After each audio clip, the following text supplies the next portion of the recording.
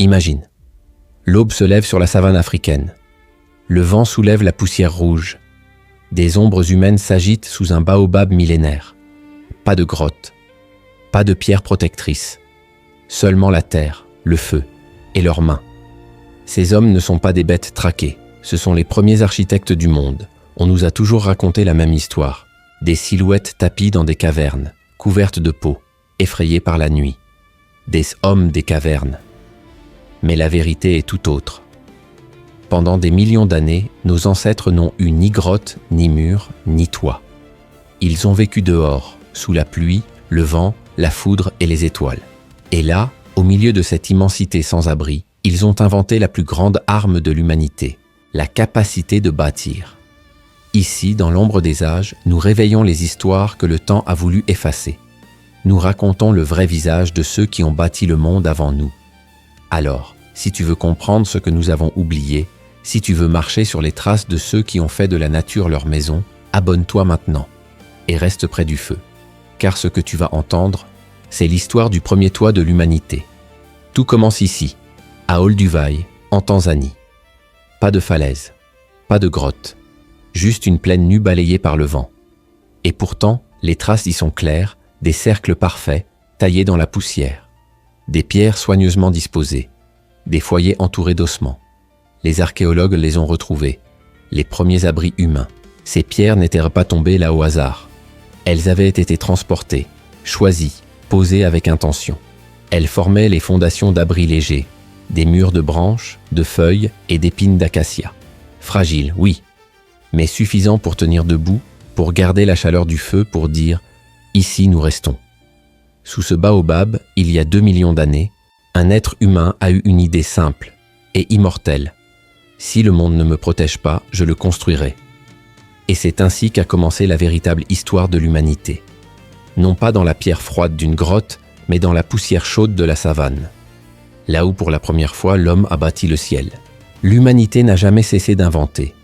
Quand la savane s'effaça derrière les collines, nos ancêtres trouvèrent la forêt. Là où le vent chantait dans les branches, ils apprirent à bâtir non plus sur la terre, mais au-dessus d'elle. Ces nouveaux territoires regorgèrent de dangers. Les félins rôdaient, la pluie noyait les sols, et la nuit apportait le froid et la peur. Alors l'homme regarda vers le ciel, vers ces arbres géants qui pliaient sans jamais rompre. Et il eut une idée, vivre comme les oiseaux. Dans certaines vallées d'Europe, les archéologues ont découvert les traces d'un génie oublié. À Bilzingsleben, en Allemagne, des fouilles ont révélé des plateformes façonnées à même les arbres, construites il y a près de 400 000 ans. Les hommes y avaient taillé les branches, choisi les angles, calculé le poids et façonné dans le vivant leur refuge contre le monde. C'était une architecture invisible, fondue dans la nature, une alliance entre le bois et la pensée. Ces hommes ne connaissaient pas la géométrie, mais ils comprenaient la gravité. Ils savaient qu'un arbre pouvait supporter la vie s'il restait vivant lui-même. Ils ne coupèrent pas. Ils sculptaient. Leur abri respirait, grandissait, se mouvait avec le vent. Ils tressaient des fibres végétales, nouaient des branches souples et couvraient le tout de larges feuilles, formant un toit léger, presque silencieux. La pluie glissait, le vent passait, mais le froid restait dehors. C'était le premier équilibre entre la nature et la main humaine. Ces abris suspendus révélaient une intelligence nouvelle, celle de l'anticipation. Ils ne se contentaient plus de se protéger, ils concevaient. Chaque branche, chaque corde, chaque feuille obéissait à une logique. La maison devenait une idée, et non plus seulement un instinct. L'homme commençait à dessiner le monde. D'autres groupes, plus au nord, repoussèrent encore cette invention. Là où les forêts cédaient la place aux plaines gelées, ils apprirent à creuser la terre. À Kostroma, en Russie, on a retrouvé les vestiges d'abris souterrains vieux de 800 000 ans. Des chambres ovales, profondes, aux murs tapissés d'herbes sèches et de peau. Au-dessus, un toit de branches tordues, de terre et de neige compactée. Des foyers y brûlaient lentement et la chaleur restait prisonnière de la terre. Sous le vent, ces hommes vivaient dans des maisons de silence. L'humanité venait de comprendre une chose essentielle. Si la nature ne lui offrait pas d'abri, elle lui offrirait les matériaux pour le construire. Chaque forêt devenait un atelier, chaque branche un outil, chaque pierre une fondation. C'est ainsi que, bien avant les villes et les murs, l'homme inventa la première alliance entre la matière et l'esprit. Il ne bâtissait pas seulement pour survivre. Il bâtissait pour rester ensemble. Et sous ces toits de feuillage et de boue, la première société humaine prenait racine. Quand la forêt se fit rare, quand le vent devint maître des plaines, nos ancêtres durent réinventer la maison une nouvelle fois.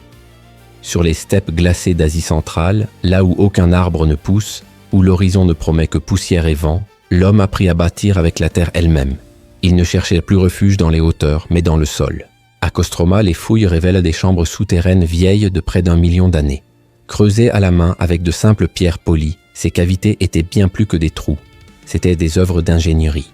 6 pieds sous terre, on y trouvait des murs renforcés par des branches, des sols recouverts de fibres végétales et des toits faits de terre tassée, maintenus par des arceaux de bois. Les entrées étaient étroites, orientées à l'est, pour accueillir le premier rayon du jour. Dedans, la chaleur s'accrochait aux murs. Dehors, la tempête pouvait hurler, mais la vie continuait. Ces maisons d'argile et de vent prouvent que, déjà, l'homme comprenait la logique du monde.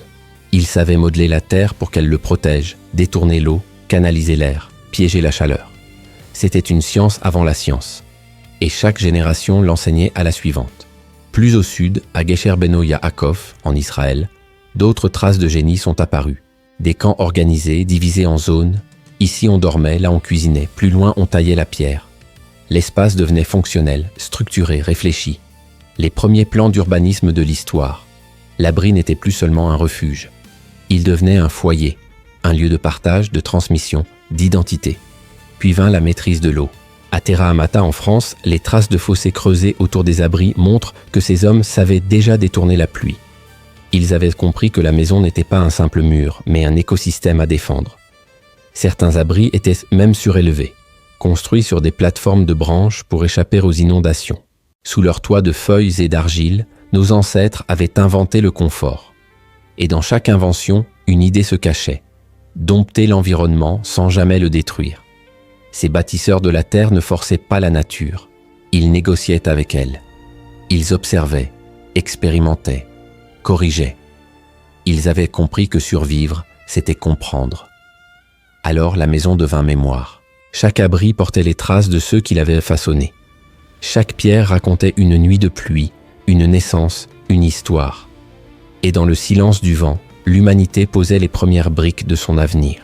Le feu avait changé l'humanité. Mais le foyer, lui, allait la transformer à jamais. C'est autour de cette flamme, au centre de l'abri, que tout a commencé. La parole, la mémoire, la communauté. À Gesher Beno Yaakov, les archéologues ont retrouvé des traces de feux anciens entretenus jour et nuit, autour des outils taillés, des os, des graines. Ce n'était plus un simple feu de passage, c'était un centre de vie. L'homme venait d'inventer la maison symbolique, un lieu où l'on partage, où l'on enseigne, où l'on rêve. Chaque étincelle illuminait plus qu'un visage, elle éclairait l'esprit. À mesure que la flamme gagnait en importance, l'abri se transforma. Les ouvertures furent orientées pour laisser passer la fumée, les pierres disposées pour réfléchir la chaleur. Les premières notions d'ingénierie domestique naissaient sans le savoir, et avec elles, une idée nouvelle, le foyer comme cœur du monde. Ces maisons primitives n'étaient pas immobiles. Elles se démontaient, se transportaient, se reconstruisaient ailleurs. À Dmanisi, en Géorgie, on a découvert les vestiges d'un système ingénieux, des abris modulables faits de poteaux standardisés, de pots et de cordages. Chaque groupe les démontait en partant, enfouissait les matériaux sous terre, puis revenait les récupérer à la saison suivante. Des maisons réutilisables, des logements démontables, une architecture avant l'écriture. Ce que ces abris racontent, ce N, est pas seulement L, intelligence technique. C est la naissance de la mémoire collective. Ces gens pensaient déjà au lendemain. Ils savaient qu'ils reviendraient, qu'un autre feu brûlerait au même endroit, qu'un enfant reconnaîtrait les cercles de pierre laissés par son père. La maison devenait héritage. Elle liait les générations comme un fil entre le passé et l'avenir. Et à chaque retour, l'abri s'améliorait. Un mur plus solide, un toit mieux orienté, un foyer plus chaud. Ces ajustements, répétés, transmis, perfectionnés, allaient poser les bases d'un savoir inestimable, la culture. Le moment où l'homme cessa d'improviser pour commencer à enseigner. C'est ainsi que la flamme devint symbole, symbole d'un lieu, d'un peuple, d'une idée. Et au cœur de cette lumière fragile, l'humanité venait de comprendre une vérité éternelle. Ce n'est pas la pierre qui fait la maison, c'est la présence de ceux qui y vivent.